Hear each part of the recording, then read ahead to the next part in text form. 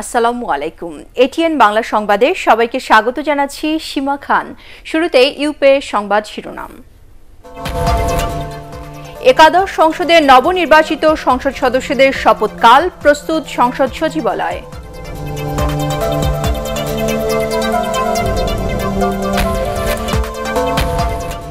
সংসদ অধিবেশন শুরুর 90 দিনের মধ্যে কেউ শপথ না নিলে আসন শূন্য ঘোষণা করবে নির্বাচন কমিশন।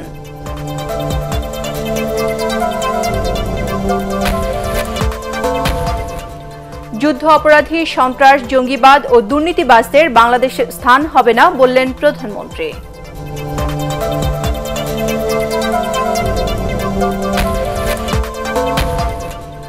একাদশ সংসদে জাতীয় পার্টির অবস্থান মহাজোটের বৈঠকে ঠিক হবে জানালেন জিএম কাদের।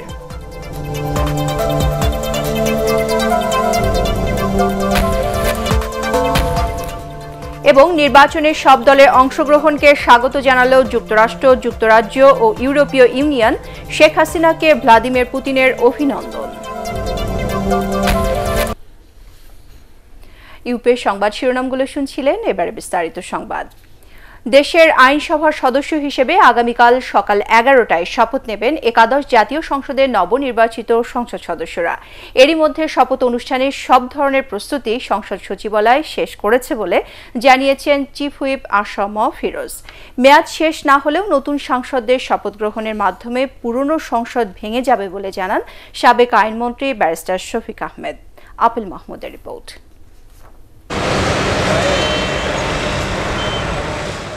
সংবিধান অনুসারে নির্বাচনের ফলাফল গেজেট আকারে প্রকাশের 3 দিনের মধ্যে শপথ নিতে হবে একাদশ জাতীয় সংসদের নবনির্বাচিত সাংসদদের। সংখ্যাগরিষ্ঠ দল হিসেবে প্রথমে আওয়ামী লীগ ও পরে জাতীয় পার্টি সহ শপথ নেবেন বিজয়ী এমপিরা। এর মধ্যে সাংসদদের শপথ গ্রহণে শপথ কক্ষের সব ধরনের প্রস্তুতি শেষ করেছে জাতীয় সংসদ সচিবালয়। বেলা 11টার সময় আমরা যারা এবারের সংসদ সদস্য তারা নতুন করে আবার শপথ নিচ্ছে এবং শপথের সমস্ত প্রস্তুতি বলতে পারেন প্রায় সম্পন্ন। এবং যারা মাননীয় সংসদ সদস্য নির্বাচিত হয়েছেন একাদশ জাতীয় সংসদে তাদেরকে চিঠি দেওয়া হয়েছে এবং তাদেরকে এখানে আসার জন্য স্টিকার সবকিছু দেওয়া হয়েছে। বর্তমান স্পিকার শিরিন শারমিন চৌধুরী সাংসদদের শপথ বাক্য পাঠ করাবেন বলে জানান চিফ হুইপ। স্পিকার নিজের শপথটা নেবেন, যেহেতু উনি নির্বাচিত হয়েছেন উনি নিজেটা নিজে নেবে, এরপরে আমাদের যারা মাননীয় সংসদ সদস্য তাদের শপথটা উনি নেবেন। দশম জাতীয় সংসদের প্রথম অধিবেশন শুরু হয়েছিল 29 জানুয়ারি। সেই হিসেবে 28 জানুয়ারি পর্যন্ত আগের সংসদের মেয়াদ থাকলেও নতুন এমপিরা শপথ নিলে বিদ্যমান সংসদ ভেঙে যাবে বলে জানান আইন বিশেষজ্ঞ ব্যারিস্টার শফিক আহমেদ। গেজেট হওয়ার পর ওত নিয়ে নিল, সেই মুহূর্তে কিন্তু বর্তমান যারা ইলেক্টেড হয়েছে তারাই কিন্তু সংসদের সদস্য হিসেবে বিবেচিত হবে। The moment they take oath, the last parliament is no more there. শপথ শেষে সংসদীয় দলের বৈঠকে নেতা নির্বাচন করবে সরকারি দল আওয়ামী লীগ। নির্বাচিত নেতা রাষ্ট্রপতির নির্দেশে মন্ত্রিসভা গঠন শেষে অনুষ্ঠিত হবে প্রথম সংসদ অধিবেশন। সেখানেই নির্বাচিত হবে নতুন স্পিকার ও ডেপুটি স্পিকার। এদিকে শপথ গ্রহণকে কেন্দ্র করে সংসদ এর আশপাশে দর্শনার্থীদের প্রবেশে কড়াকড়ি আরোপ করেছে আইন শৃঙ্খলা বাহিনী। Appeal Mahmud, ATN Bangla, Dhaka. একাদশ জাতীয় সংসদ নির্বাচনের ফলাফলের গেজেট প্রকাশ করে নবনির্বাচিত সংসদ সদস্যদের শপথ অনুষ্ঠানের জন্য সংসদ সচিবালয়কে চিঠি দিয়েছে নির্বাচন কমিশন। এ তথ্য জানিয়ে ইসি সচিব হেলাল উদ্দিন আহমেদ বলেছেন, সংসদ অধিবেশন শুরু হওয়ার 90 দিনের মধ্যে কেউ শপথ গ্রহণ না করলে তার আসন শূন্য করে উপনির্বাচন দেয়া হবে। বিস্তারিত একরামুল হক সায়েমের রিপোর্টে। 30 ডিসেম্বর একাদশ জাতীয় সংসদ নির্বাচনে 298টি আসনের ফলাফল ঘোষণা করে নির্বাচন কমিশন। এতে অতীতের প্রায় সব রেকর্ড ভেঙে নিরঙ্কুশ সংখ্যাগরিষ্ঠতা পায় আওয়ামী লীগের নেতৃত্বাধীন মহাজোট। মঙ্গলবার রাতেই ফলাফলের গেজেট ছাপানোর কাজ শেষ করে নির্বাচন কমিশন। জাতীয় সংসদ সচিবালয়ে এটা আমরা পাঠিয়েছি যাতে যাদের নামে গেজেট প্রকাশিত হয়েছে তাদের যাতে শপথ গ্রহণ অনুষ্ঠান করতে পারে। এদিকে নির্বাচন নিয়ে ইসিতে স্মারকলিপি দেওয়ার কর্মসূচি রয়েছে জাতীয় ঐক্য ফ্রন্টের। একই সাথে ফ্রন্টের বিজয়ী 7 জন সংসদ সদস্য হিসেবে শপথ নেবেন কিনা তা নিয়ে রয়েছে নানা গুঞ্জন। একাদশ সংসদ অধিবেশন শুরু হওয়ার 90 দিন পর্যন্ত শপথ গ্রহণের সুযোগ রাখা হয়েছে সংবিধানে। সময়সীমা পার হলে স্পিকারই এ ব্যাপারে সিদ্ধান্ত নেবেন। গেজেট পাবলিকেশনের 3 দিনের মধ্যে যারা নবনির্বাচিত সংসদ সদস্যরা শপথ গ্রহণ করবেন, 30 দিনের মধ্যে যে নতুন সংসদের বৈঠক হবে, এরপরে 90 দিনের মধ্যে যদি উনি কোনো শপথ গ্রহণ না করেন বা কোনো প্রকার রেসপন্স না করেন, এটা তখন সংসদ সচিবালয় থেকেই এই পদটি শূন্য ঘোষণা করা হবে। তিনি আরও জানান, নির্বাচনী সহিংসতা তদন্ত করতে পুলিশকে নির্দেশ দেওয়া হয়েছে। ইতিমধ্যে তদন্ত করার জন্য পুলিশের আইজিপিকে নির্দেশনা দিয়েছেন এবং একটা প্রতিবেদনও চেয়েছেন, যাতে ভবিষ্যতে নির্বাচনগুলোতে যে এই সহিংসতা যাতে আর না হতে পারে। একাদশ সংসদের 2টি আসনে জনপ্রতিনিধি নির্বাচন বাকি রয়েছে। ব্রাহ্মণবাড়িয়া 2 আসনের স্থগিত কেন্দ্রে ভোট হবে 9 জানুয়ারি, আর প্রার্থী মৃত্যুর কারণে স্থগিত হওয়া গাইবান্ধা 3 আসনের নির্বাচন 27 জানুয়ারি। টানা দ্বিতীয়বারের মতো সংসদ বহাল রেখে অনুষ্ঠিত হয়ে গেল পরবর্তী সংসদের নির্বাচন। আর দশম সংসদে যারা সংসদ সদস্য ছিলেন তাদের খুব কমই বাদ পড়েছেন একাদশ জাতীয় সংসদে। একই সাথে টানা তৃতীয়বারের মতো সংসদ নেতা হতে যাচ্ছেন আওয়ামী লীগ সভানেত্রী ও প্রধানমন্ত্রী শেখ হাসিনা। ইকরামুল হক সায়েম, এটিএন বাংলা, ঢাকা।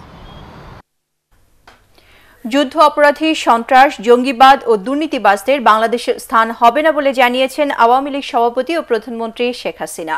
জাতীয় নির্বাচনে আওয়ামী লীগের নিরঙ্কুশ বিজয় উপলক্ষে গণভবনে নানা শ্রেণী পেশার মানুষ শুভেচ্ছা জানাতে গেলে তিনি একথা জানান। মানুষের বিশ্বাস ও আস্থার মর্যাদা অক্ষুণ্ণ রেখে বঙ্গবন্ধুর স্বপ্নের সোনার বাংলাদেশ করার দৃঢ় প্রত্যয় ব্যক্ত করেন প্রধানমন্ত্রী। বিস্তারিত জানাচ্ছেন শেখ নাজমুল হক সৈকত। জাতীয় নির্বাচনে মহাজোটের নিরঙ্কুশ বিজয় উপলক্ষে আওয়ামী লীগ সভাপতি ও প্রধানমন্ত্রী শেখ হাসিনাকে গণভবনে সন্ধ্যায় শুভেচ্ছা জানান ব্যবসায়ীদের শীর্ষ সংগঠন FBCCI ও ব্যাংকার্স অ্যাসোসিয়েশন অব বাংলাদেশের নেতারা। এ সময় প্রধানমন্ত্রী এ বিজয়কে দেশবাসীকে উৎসর্গ করে বলেন, মানুষের মৌলিক অধিকার নিশ্চিত করা হবে। জাতির পিতা আমাদের দিয়ে গেছেন, বঙ্গবন্ধু শেখ মুজিব আমাদের স্বাধীনতা দিয়ে গেছেন। একটাই লক্ষ্য আমার সামনে, আমার আর যে কিচ্ছু চাওয়ার নাই, আমি কিছুই চাই না। বাংলাদেশের মানুষের ঘর হবে, বাংলাদেশের মানুষের তাদের ছেলেমেয়েরা লেখাপড়া শিখবে, তারা রোগের চিকিৎসা পাবে, তারা পেট ভরে খাবার খাবে, তাদের খাদ্য নিরাপত্তা, পুষ্টি সবই তারা পাবে এবং তাদের জীবনটা উন্নত হবে, সুন্দর হবে। এইটাই চাওয়া, যে মানুষের যে বিশ্বাস, আস্থা, তা এই বিশ্বাসের মর্যাদাটা যেন আমি দিয়ে যেতে পারি, সেটু আল্লাহর কাছে সেই দোয়াটা করবেন। এর আগে বুধবার সকালে প্রধানমন্ত্রী শেখ হাসিনাকে শুভেচ্ছা জানান বাংলাদেশ গার্ল গাইড অ্যাসোসিয়েশন ও অবসরপ্রাপ্ত সরকারি কর্মকর্তা সহ নানা শ্রেণী পেশার মানুষ।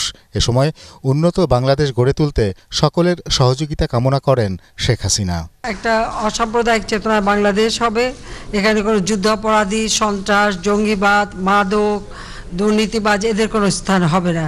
বাংলাদেশ একটা উন্নত সমৃদ্ধ সোনার বাংলাদেশ গড়ে তুলে জাতির পিতার স্বপ্ন আমরা ইনশাল্লাহ পূরণ করতে পারবো। আপনাদের এই সমর্থন, আপনাদেরকে আমি আন্তরিক ধন্যবাদ জানাই যে আপনারা যে সব অন্তঃকরণে সমর্থন দিয়েছেন, আর যার ফলে আজকে আমরা আবার গণতান্ত্রিক ধারা অব্যাহত রেখে দেশকে উন্নয়নের পথে এগিয়ে নিয়ে যেতে পারব। মনোনয়ন, বাণিজ্য, সঠিক নেতৃত্বের অভাব, স্বাধীনতা বিরোধী ও যুদ্ধ অপরাধীদের দোসরদের মনোনয়ন দেয়াই ছিল বিএনপি ও জাতীয় ঐক্যফ্রন্টের নির্বাচনে ভরাডুবির প্রধান কারণ বলেও মন্তব্য করেন প্রধানমন্ত্রী। শেখ নাজমুল হক সৈকত, এটিএন বাংলা, ঢাকা। একাদশ জাতীয় সংসদে জাতীয় পার্টির অবস্থান কি হবে তা মহাজোটের বৈঠকে ঠিক হবে বলে জানিয়েছেন দলটির কো-চেয়ারম্যান GM কাদের। তিনি আরও বলেন, আগামীকাল শপথ গ্রহণ শেষে জাপার পার্লামেন্টারি পার্টির সভায় এ বিষয়ে আলোচনা হবে। জাতীয় পার্টির চেয়ারম্যানের বনানী কার্যালয়ে দলের প্রেসিডিয়াম ও নবনির্বাচিত সংসদ সদস্যদের যৌথ সভা শেষে তিনি এসব কথা বলেন। হুমায়ুন চিশতির রিপোর্ট। একাদশ জাতীয় সংসদ নির্বাচনে মহাজোটের শরিক দল জাতীয় পার্টির প্রার্থীরা লাঙ্গল প্রতীকে জিতেছেন 22টি আসনে। বিএনপি নেতৃত্বাধীন জাতীয় ঐক্যফ্রন্ট নির্বাচন প্রত্যাখ্যান করায় জাতীয় সংসদে প্রধান বিরোধী দল হিসেবে আবারও জাতীয় পার্টি থাকছে, এমনটাই আলোচনা রাজনৈতিক মহলে। তবে এ বিষয়ে সিদ্ধান্ত নিতে বুধবার নবনির্বাচিত সংসদ সদস্য ও প্রেসিডিয়াম সদস্যদের নিয়ে যৌথ সভাটাকে জাতীয় পার্টি, কিন্তু সেখানেও কোনো সিদ্ধান্তে পৌঁছাতে পারেনি তারা। অসুস্থতার কারণে জাপা চেয়ারম্যান হোসেন মোহাম্মদ এরশাদ সভায় উপস্থিত ছিলেন না। পরে সভার সিদ্ধান্তের কথা জানান দলটির মহাসচিব মশিউর রহমান রাঙা। শপথ গ্রহণের পর পার্লামেন্টারি যে পার্টি থাকবে সেই পার্টি আগামীকালকেই সিদ্ধান্ত গ্রহণ করবেন যে আগামী দিনে আমাদের রাজনীতিটা আমাদের কোন দিকে প্রবাহিত হবে, আমরা সরকারে না সরকারের বিরোধী দলে থাকবো, এটা ওনারাই সিদ্ধান্ত গ্রহণ করবেন। দশম সংসদের মতো এবারও বিরোধী দলের পাশাপাশি মন্ত্রিসভায় জাতীয় পার্টি থাকবে কিনা সাংবাদিকদের এমন প্রশ্নের জবাব দেন দলের কো চেয়ারম্যান ও ভবিষ্যৎ কাণ্ডারি GM কাদের। তিনি বলেন, জাতীয় পার্টি এখনো মহাজোটেই আছে, তাই মহাজোটের সাথে আলোচনার মাধ্যমেই সব সিদ্ধান্ত নেওয়া হবে। সিদ্ধান্ত তো একটি, আমরা মহাজোটে ছিলাম, মহাজোটে আছি, এখন মহাজোটের স্বার্থে যেটা করতে হয় সেটা করতে হবে। শপথের পরে আমরা মহাজোটের সঙ্গে আলাপ আলোচনা করব, অবস্থা বিবেচনা করব, তারপরে আমরা একটা সিদ্ধান্তে আসব। পার্লামেন্টে একটি শক্তিশালী বিরোধী দল থাকা দরকার, তবে অবস্থার প্রেক্ষিতে যদি মনে করা যায় যে সরকারি দল এমন একটি পজিশনে, সংসদ সদস্য সংখ্যা এমন একটা পজিশনে যায় যেখানে শক্তিশালী সেরকম বিরোধী দল হচ্ছে না, সবাই যদি একমত হয় তাহলে তো আর সেখানে হয়তো জাতীয় সরকার হতে পারে, অনেক কিছু হতে পারে। আলাপ আলোচনার মাধ্যমে এগুলো ঠিক হবে। আসলে কার কি রোল হবে, মন্ত্রিত্ব কয়জন হবে বা হবে কি হবে না, এগুলো পরবর্তীতে আমরা সিদ্ধান্ত নেব। দলের কো চেয়ারম্যান রওশন এরশাদ এবং তার অনুসারী হিসেবে পরিচিত প্রেসিডিয়াম সদস্য আনিসুল ইসলাম মাহমুদ ও জিয়াউদ্দিন আহমেদ বাবলু ছাড়াও সাবেক মহাসচিব ABM রুহুল আমিন হলাদার সভায় উপস্থিত ছিলেন না। হুমায়ুন চিস্তি, ATN বাংলা, ঢাকা। একাদশ সংসদে বিরোধী দল কে হবে 2-3 দিনের মধ্যে তা পরিষ্কার হবে বলে মন্তব্য করেছেন সড়ক পরিবহন ও সেতু মন্ত্রী ওবায়দুল কাদের। সচিবালয়ে ভারতীয় হাইকমিশনার হর্ষবর্ধন শ্রীংলার সাথে বৈঠক শেষে তিনি আরও বলেন, জনরায়কে সম্মান দেখিয়ে জাতীয় ঐক্যফ্রন্টের সংসদ সদস্যদের শপথ নেওয়া উচিত। এ সময় ভারতীয় হাইকমিশনার জানান, ভারত সবসময় বাংলাদেশের পাশে থাকবে। আরও জানাচ্ছেন মোর্শেদ আলম। একাদশ সংসদ নির্বাচনে শুধু আওয়ামী লীগেরই বিজয়ী সদস্য 256, আর জাতীয় পার্টির 22টি নিয়ে মহাজোটের আসন 288। বিরোধী জাতীয় ঐক্যফ্রন্টের সদস্যদের আসন মাত্র 7টি। নিরঙ্কুশ এ জয়ে আওয়ামী লীগের সরকারি দলে থাকা নিশ্চিত হলেও বিরোধী দল জাতীয় পার্টি হবে না জাতীয় ঐক্যফ্রন্ট তা এখনও পরিষ্কার নয়। সচিবালয়ে ভারতীয় হাইকমিশনারের সাথে বৈঠক শেষে আওয়ামী লীগের সাধারণ সম্পাদক জানান, বৃহস্পতিবার সংসদ সদস্যদের শপথের পর 10 জানুয়ারির মধ্যে যে কোনো সময় হতে পারে নতুন মন্ত্রিসভার শপথও। এর মধ্যেই নির্ধারিত হবে সংসদের আগামী বিরোধী দল। গতবারও তো অপোজিশন ছিল, তারাও তো আছেন, তারা অপোজিশনেও ছিলেন। সেটা ঠিক সরকার মানে ঐক্যমত্যের সরকার। ঐক্যফ্রন্টের তো 7 জন আছেন, এর মধ্যে তাদের ঘোষণা যে তারা শপথ নেবেন না, এটা চূড়ান্ত কিনা সেটাও তো দেখার অপেক্ষা আছে। কাজেই 2-3 দিনের মধ্যে তো সব ক্লিয়ার হয়ে যাবে। The relationship between our two countries has never been better, and it reflects the political will at the highest levels. We are looking forward to taking that relationship that we have with you, which is a close relationship, to the next step forward. এদিকে নির্বাচনের ফল প্রত্যাখ্যান করে নতুন নির্বাচনের দাবি নিয়ে কমিশনের কাছে স্মারকলিপি দেওয়ার পাশাপাশি জাতীয় ঐক্যফ্রন্টের বিজয়ী সদস্যরা শপথ নেবেন না বলেও জানিয়েছেন জোটের শীর্ষ নেতারা। করণীয় নির্ধারণে সংসদ নির্বাচনের সব প্রার্থীর সাথে বৃহস্পতিবার বৈঠকে বসবেন বিএনপি নেতারা। এসব নিয়েও কথা বলেন ওবায়দুল কাদের। অংশ নিয়ে যারা ইলেক্টেড হয়েছেন তারা শপথ নেবেন না, তাহলে এটা কি জনরায়কে অসম্মান করা? লিগ্যাল ব্যাটেল আমরা ফেস করব। দেখি এবার যদি ভিজিবল কোনো আন্দোলন তারা বাস্তবে করতে যান, নন ভায়োলেন্ট মুভমেন্ট আমরা পলিটিক্যালি ফেস করব। ভায়োলেন্ট হলে সেটার জবাব আইন প্রকারী সংস্থা আছে। ওবায়দুল কাদের আরও জানান, নির্বাচন পরবর্তী সহিংসতা শাস্তিযোগ্য অপরাধ, জড়িত যেই হোক ছাড় দেওয়া হবে না। মোর্শেদ আলম, ATN বাংলা, ঢাকা। নির্বাচনের পর বিরোধীদের নিশ্চিহ্ন করতে সারা দেশে হামলা, গ্রেপ্তার, নির্যাতন চালানো হচ্ছে বলে অভিযোগ করেছে বিএনপি। নয়াপল্টনে দলের কেন্দ্রীয় কার্যালয়ের সংবাদ সম্মেলনে বিএনপির সিনিয়র যুগ্ম মহাসচিব রুহুল কবির রিজভী এ অভিযোগ করেন। তিনি বলেন, দেশের নির্বাচন ব্যবস্থাকে ধ্বংস করে গণতন্ত্রের কবর রচনা করেছে আওয়ামী লীগ। একাদশ জাতীয় সংসদ নির্বাচনকে মহা ডাকাতি মন্তব্য করে তিনি বলেন, বিজয় উল্লাস করে জনগণের সাথে উপহাস করছে ক্ষমতাসীনরা। রুহুল কবির রিজভী বলেন, গণমাধ্যমকে নিয়ন্ত্রণ করে জালিয়াতি নির্বাচনকে বৈধতা দেওয়ার চেষ্টা চলছে। 30 ডিসেম্বর নির্বাচনের পর দেশে আরো এক ধাপ ধ্বংসাচ্ছন্ন বর্বর যুগে প্রবেশ করবে। নির্বাচনের নামে নিষ্ঠুর রসিকতা করে এখন জনপদের পর জনপদে ধানের শীষের নেতাকর্মী ও সমর্থকদের উপর চলছে পৈশাচিক বর্বরতা। শেখ হাসিনার দল মানুষের ভোটে জিতেনি, তার দল জিতেছে গায়েবী ভোটে। এই মহাডাকাতি নির্বাচনের মাধ্যমে জনগণকে এরা ক্রমান্বয়ে উপহাসের পাত্রে পরিণত করছে। জাতীয় ঐক্যফ্রন্টের নির্বাচিত সংসদ সদস্যরা শপথ নেবেন বলে আশা করে আওয়ামী লীগ নেতৃত্বাধীন 14 দল। বঙ্গবন্ধু এভিনিউয়ে আওয়ামী লীগের কেন্দ্রীয় কার্যালয়ের সংবাদ সম্মেলনে 14 দলের মুখপাত্র ও স্বাস্থ্যমন্ত্রী মোহাম্মদ নাসিম এ আশা করেন। এ সময় তথ্যমন্ত্রী হাসানুল হক ইনু বলেন, সাম্প্রদায়িক শক্তির বিরুদ্ধে জনগণ রায় দিয়েছে। আর আবারও মহাজোটকে বিজয়ী করায় দেশবাসীকে ধন্যবাদ জানান সমাজকল্যাণ মন্ত্রী রাশেদ খান মেনন।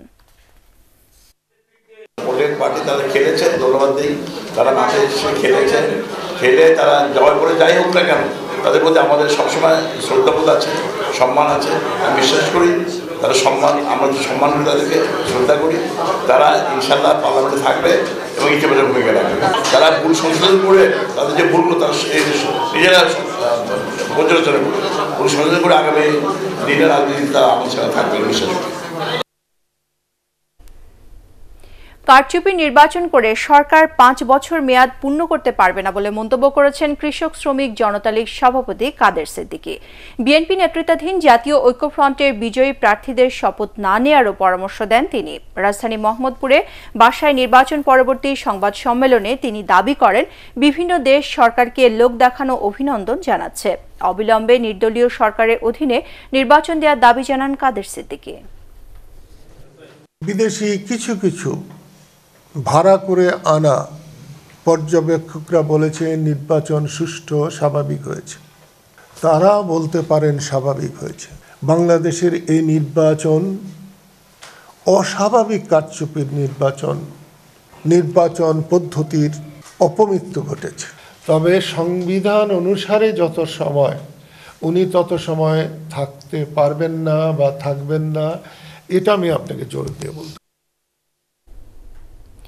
বাংলাদেশের জাতীয় সংসদ নির্বাচন শেষ হতে না হতেই প্রতিবেশী দেশ ভারত সহ পশ্চিমা দেশগুলো তাদের প্রতিক্রিয়া জানিয়েছে। নির্বাচনের সব দলের অংশগ্রহণকে স্বাগত জানিয়েছে জাতিসংঘ সহ যুক্তরাষ্ট্র, যুক্তরাজ্য, ভারত এবং ইউরোপের দেশগুলো। একই সাথে নির্বাচনকে কেন্দ্র করে বিরোধী দলগুলোকে ভয়ভীতি দেখানো এবং সহিংসতার ঘটনায় উদ্বেগ জানিয়েছে তারা। এদিকে নির্বাচনে আওয়ামী লীগ নিরঙ্কুশ সংখ্যাগরিষ্ঠতা পাওয়ায় প্রধানমন্ত্রী শেখ হাসিনাকে অভিনন্দন জানিয়েছে রুশ প্রেসিডেন্ট ভ্লাদিমির পুতিন। এছাড়া ভারতের সরকারি দল বিজেপি শুধু নয়, প্রধান বিরোধী দল কংগ্রেসও অভিনন্দন জানিয়েছে প্রধানমন্ত্রী শেখ হাসিনাকে। সানাউল হকের রিপোর্ট। বাংলাদেশের নির্বাচন নিয়ে বিদেশিদের যেমন আগ্রহ, ফলাফল প্রকাশের পরও একইভাবে প্রতিক্রিয়া জানিয়েছে বিশ্বের অনেক দেশ। নির্বাচনের পরদিনই প্রতিক্রিয়া জানিয়েছে জাতিসংঘ। মঙ্গলবার যুক্তরাজ্যের এশিয়া বিষয়ক পররাষ্ট্র প্রতিমন্ত্রী মার্ক ফিল্ড এক বিবৃতিতে বাংলাদেশের জাতীয় সংসদ নির্বাচনের সব দলের অংশগ্রহণকে স্বাগত জানিয়েছেন। তবে নির্বাচনের আগে কিছু প্রতিবন্ধকতার কারণে বিরোধীরা নির্বিঘ্নে প্রচারণায় অংশ নিতে পারেনি এবং নির্বাচনের দিন কিছু ভোটার ভোট দিতে পারেননি বলে জানান ব্রিটিশ মন্ত্রী। এদিকে একাদশ জাতীয় সংসদ নির্বাচনে আওয়ামী লীগের নিরঙ্কুশ সংখ্যাগরিষ্ঠতা পাওয়ায় প্রধানমন্ত্রী নরেন্দ্র মোদীর পর শেখ হাসিনাকে অভিনন্দন জানিয়েছেন ভারতের কংগ্রেস নেত্রী সোনিয়া গান্ধী। এক বিবৃতিতে তিনি এই অভিনন্দন জানান। বাংলাদেশের পররাষ্ট্রমন্ত্রী এইচ মাহমুদ আলীকে টেলিফোনে অভিনন্দন জানিয়েছেন ভারতের পররাষ্ট্রমন্ত্রী সুষমা স্বরাজ। পররাষ্ট্র মন্ত্রণালয় এক প্রেস বিজ্ঞপ্তিতে জানানো হয়েছে, নতুন সরকারকে সহযোগিতার আশ্বাস দিয়েছে ভারত। মঙ্গলবার এক বিবৃতিতে মার্কিন পররাষ্ট্র দপ্তর বাংলাদেশের একাদশ জাতীয় সংসদ নির্বাচনে সব দলের অংশগ্রহণকে গণতন্ত্রের জন্য ইতিবাচক অগ্রগতি হিসেবে উল্লেখ করেছে। দপ্তরের মুখপাত্র রবার্ট পালাদিনো এক বিবৃতিতে জানিয়েছেন, ভবিষ্যতে বাংলাদেশের গণতন্ত্রের অগ্রযাত্রা গভীরভাবে পর্যবেক্ষণ করা হবে। নির্বাচন কেন্দ্রিক হয়রানি ও সহিংসতা নিয়ে আশঙ্কা জানায় দেশটি। অন্য এক বিবৃতিতে ইউরোপীয় ইউনিয়ন জানিয়েছে, 1 দশক পর বিরোধী দল বাংলাদেশের নির্বাচনে অংশ নিয়েছে এবং ভোটারের সংখ্যাও বেড়েছে, যা গণতন্ত্রের প্রতি জনগণের আগ্রহেরই প্রতিফলন। তবে আগামীতে বাংলাদেশকে গণতন্ত্র ও মানবাধিকার প্রতিষ্ঠার উপর জোর দেওয়ার তাগিদ দিয়েছে ইউরোপের দেশগুলো। সানাউল হক, এটিএন বাংলা, ঢাকা। আওয়ামী লীগের বড় বিজয়ে নতুন সরকারের অধীনে ব্যবসা বাণিজ্য গতিশীল হবে বলে আশাবাদী ব্যবসায়ী নেতারা। অনিয়ম, দুর্নীতি রোধ এবং ব্যাংকিং খাতে শৃঙ্খলা ফিরিয়ে এনে অর্থ পাচার বন্ধ করার উপর জোর দিয়েছেন তারা। সরকারের ধারাবাহিকতা থাকায় স্বস্তি প্রকাশ করে ব্যবসায়ীরা জানান, এতে চলমান বড় প্রকল্পগুলো বাস্তবায়ন হবে এবং বিনিয়োগ ও কর্মসংস্থান বাড়বে। মাহবুবুল আলমের রিপোর্ট। নতুন বছরে একাদশ জাতীয় সংসদ নির্বাচনে একচেটিয়া জয় পেয়েছে ক্ষমতাসীন দল আওয়ামী লীগ। এরই মধ্যে নতুন মন্ত্রিসভা গঠনের বিষয়ে আলোচনা চলছে। গেল মেয়াদের ধারাবাহিকতায় সংসদের শক্তিশালী বিরোধী দলের অনুপস্থিতি থাকছে এবারও। এই অবস্থায় অর্থনীতি আর ব্যবসা বাণিজ্যে অনেকটা স্থিতিশীল নতুন বাংলাদেশের আগামীর পথ চলা আরও মসৃণ হবে এমন আশাবাদ ব্যবসায়ী নেতাদের। এখন প্রত্যাশা এবং প্রাপ্তির জায়গাগুলোতে প্রচুর কাজ করতে হবে। ইনফ্রাস্ট্রাকচারাল ডেভেলপমেন্টের যে মেগা প্রকল্পগুলোকে এগুলো নির্দিষ্ট সময়ে শেষ করা, এবং আমরা বিজনেস কমিউনিটি থেকে মনে করি যে ইজ অফ ডুইং বিজনেসের ক্ষেত্রে আমাদের প্রচুর কাজ করতে হবে। যেসব কথাগুলো ম্যানিফেস্টোতে বলা হয়েছে সেগুলো যেন পালন করা হয়। প্রবৃদ্ধির এক দশকের উন্নতির ধারাবাহিকতা রাখা আর মেগা প্রকল্পগুলোর সফল বাস্তবায়ন হলে নতুন মেয়াদে অর্থনৈতিক প্রবৃদ্ধি 2 অঙ্কে পৌঁছাবে। এজন্য দুর্নীতি কমিয়ে ব্যবসা সহজ করার উপর জোর দিয়েছেন ব্যবসায়ীরা। যে উন্নয়নের প্রতিশ্রুতি একদিকে দিয়েছেন তাদের ইস্তেহারে, এবং দুর্নীতির বিরুদ্ধে একটা জিরো টলারেন্স ঘোষণা করেছেন। আমরা আশা করব যে দুর্নীতির এই যে বিষবাষ্পকে এটার একটা লাগাম টেনে ধরার জন্য আমরা যে ব্যবসা বাণিজ্য করতে গিয়ে যেন কোনো রকমের বাধাগ্রস্ত না হই, যেন সুশাসন পাই, ব্যাংকের ইন্টারেস্টের জন্য যেটা মাননীয় প্রধানমন্ত্রী বলেছেন সিঙ্গেল ডিজিটে নিয়ে আসতে হবে, সেটা যেন কার্যকর করা হয়। 2 মেয়াদে বড় ধরনের ব্যাংক কেলেঙ্কারি, বিপুল অঙ্কের অর্থ পাচার এবং ধনী গরিব বৈষম্য সরকারের সফলতাকে কিছুটা হলেও ম্লান করেছে। এই অবস্থায় আর্থিক খাতে শৃঙ্খলা ফিরিয়ে টেকসই অর্থনীতি দাঁড় করানোই সরকারের জন্য বড় চ্যালেঞ্জ হিসেবে দেখছেন সংশ্লিষ্টরা। মাহবুবুল আলম, এটিএন বাংলা, ঢাকা। রাষ্ট্রপতি আব্দুল হামিদের সাথে ব্রুনাই দারুস সালামের হাইকমিশনার হাজা মাসুরাই বিনতে হাজি মাসরি বিদায়ী সাক্ষাৎ করেছেন। বঙ্গভবনে অনুষ্ঠিত সাক্ষাৎকালে দুদেশের বিভিন্ন স্বার্থ সংশ্লিষ্ট বিষয়ে তারা আলোচনা করেন। পরে ইতালির রাষ্ট্রদূত মারিও পালমা রাষ্ট্রপতি আব্দুল হামিদের সাথে বিদায়ী সাক্ষাৎ করেন।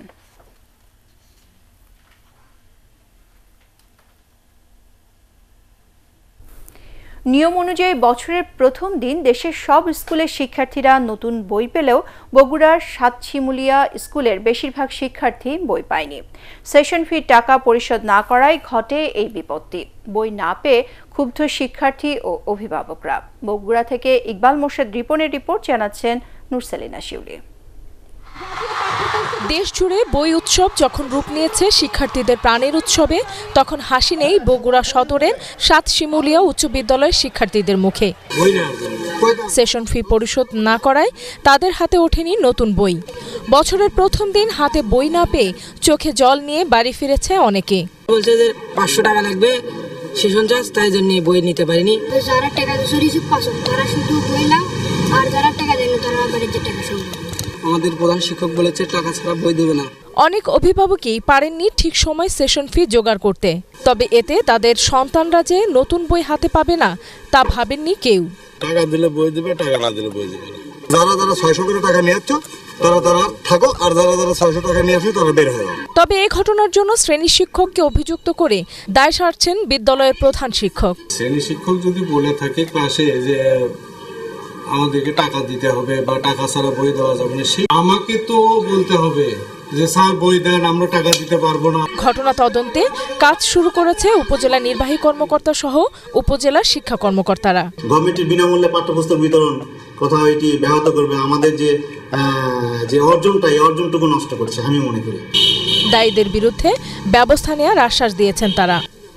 Bureau report, ATN Bangla. এবারে আল আরাফা ইসলামী ব্যাংক অর্থ সংবাদ।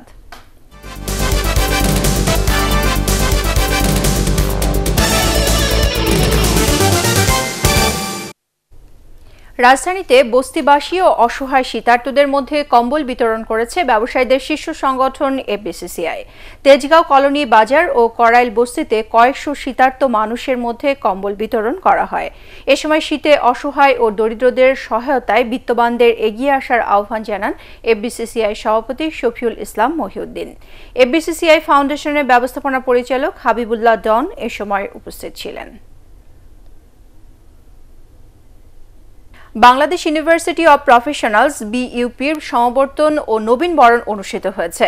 মিরপুর সেনানিবাসে বিশ্ববিদ্যালয় ক্যাম্পাসে আয়োজিত অনুষ্ঠানে বিইউপির উপাচার্য মেজর জেনারেল এমদাদুল বারী, উপ উপাচার্য অধ্যাপক আবুল কাশেম মজুমদার, বঙ্গবন্ধু চেয়ার অধ্যাপক Syed Anwar Hossain, registrar brigadier general Mahbub Sarwar বক্তব্য রাখেন।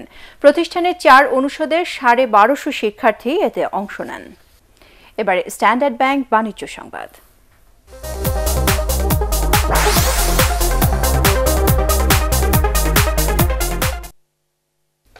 সূচকের পতন দিয়ে শুরু হয়েছে যুক্তরাষ্ট্রের সবচেয়ে বড় বিনিয়োগ বাজার ওয়াল স্ট্রিট। লেনদেন শুরুই হয় 1.8% ধস দিয়ে। তবে সময়ের সাথে সাথে সাধারণ সূচক কিছুটা বাড়তে থাকে। এখন পর্যন্ত রয়েছে শেয়ার কেনাবেচায় নেতিবাচক প্রবণতা। এখন পার্টেক্স খেলার খবর।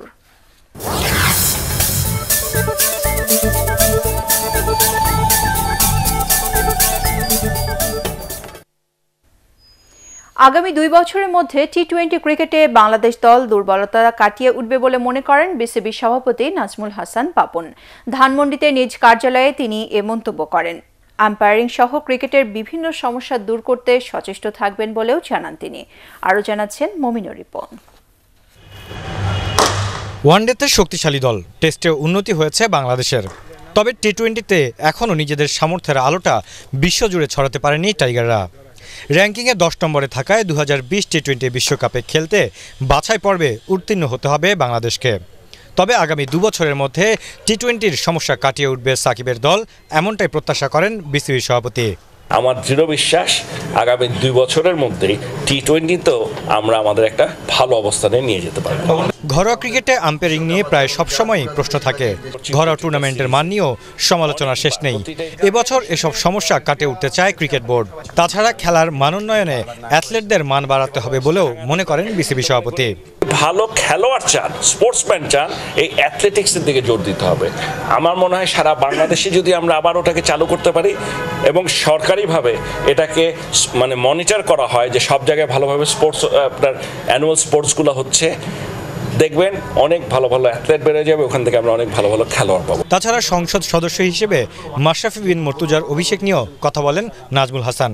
আগে কোনো একজন existing member of parliament cricket খেলছে মাঠে, তো আবার ক্যাপ্টেন্সি করছে, সো এটা সামথিং টোটালি নিউ হবে এবং আমি খুব এক্সাইটেড এটা নিয়ে। মাশরাফি রাজনীতিতে এসছে and he is very serious. ওর কিন্তু রাজনীতি করার পিছনে ওই কি হব এটার কোনো চিন্তা নাই, ও একটাই চিন্তা ওর মাথায়, এলাকার কাজ। কিন্তু এটা যেমন সত্যি ওর সারাক্ষণ ওর মনের মধ্যে শুধু ক্রিকেটই আছে, এটাতেও কোনো সন্দেহ নেই, কারণ ও একদম ওখান থেকে সোজা গেছে প্র্যাকটিসে, বিকজ বিপিএল শুরু হতে যাচ্ছে। শুধু ওর খেলাধুলার ব্যাপারে সম্পূর্ণ সিরিয়াস আছে, ওর একটু ডিস্ট্রাকশন হয়নি। রাজনীতিতে অংশ নিলেও মাশরাফির খেলায় কোনো ধরনের প্রভাব পড়বে না বলেও মনে করেন বিসিবি সভাপতি। মমিনুর রিপন, এটিএন বাংলা। এবারে বিপিএলকে আন্তর্জাতিক ক্রিকেটে ফেরার মঞ্চ হিসেবে নিতে চান জাতীয় দলের সাবেক অধিনায়ক মোহাম্মদ আশরাফুল। মিরপুরে চিটাগাং ভাইকিংসের হয়ে অনুশীলন শেষে তিনি একথা জানান। ম্যাচ ফিক্সিংয়ের অভিযোগে 5 বছরের জন্য আন্তর্জাতিক ক্রিকেটে নিষেধাজ্ঞা কাটিয়ে এবারই প্রথম বিপিএলে ব্যাট হাতে নামার সুযোগ পাচ্ছেন তিনি। আশরাফুল বলেন তার ভক্তদের জন্য ভালো খেলতে চান তিনি।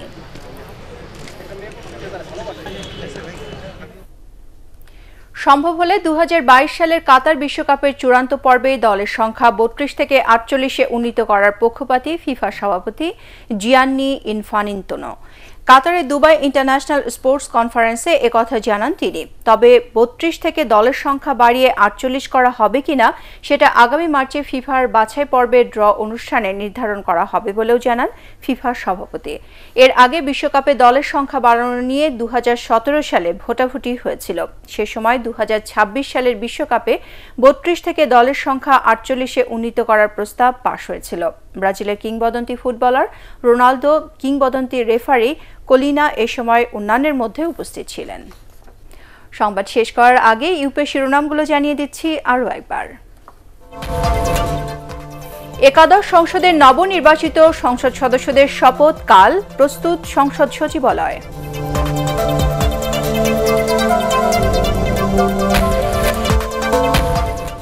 সংসদ অধিবেশন শুরু, 90 দিনের মধ্যে কেউ শপথ না নিলে আসন শূন্য ঘোষণা করবে নির্বাচন কমিশন।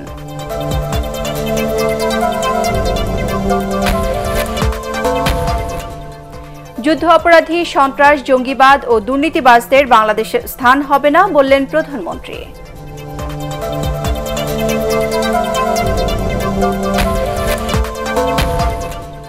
একাদশ সংসদে জাতীয় পার্টির অবস্থান মহাজোটের বৈঠকে ঠিক হবে জানালেন জি.এম. কাদের।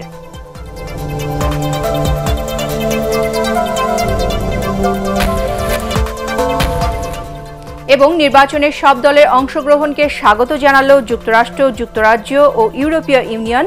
শেখ হাসিনাকে ভ্লাদিমির পুতিনের অভিনন্দন। পরবর্তী সংবাদ দেখার আমন্ত্রণ জানিয়ে এখনকার মতো শেষ করছি। দর্শক, এটিএন বাংলার সংবাদ ইউটিউবে দেখতে ব্রাউজ করুন www.youtube.com/ATN Tube News। সাবস্ক্রাইব করে এটিএন বাংলার সাথেই থাকুন।